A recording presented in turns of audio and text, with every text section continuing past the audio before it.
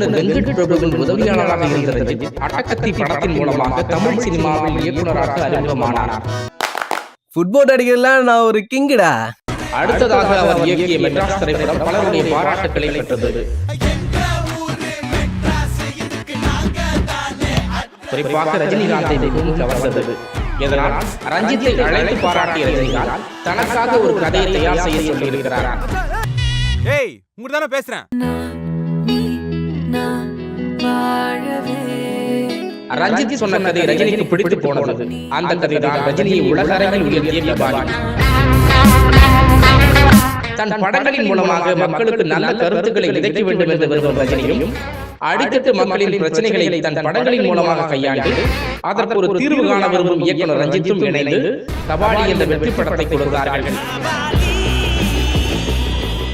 பலவிதமான விமர்சனங்களுக்குள்ளான கபாலி வணிகரீதியில் ஒரு வெற்றி படமாக அமைந்தது.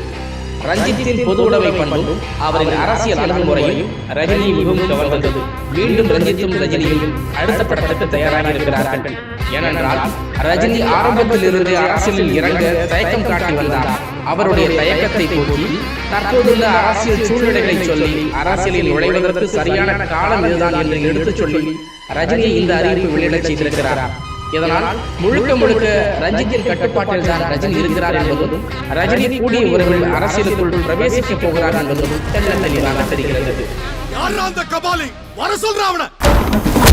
கபாலிடா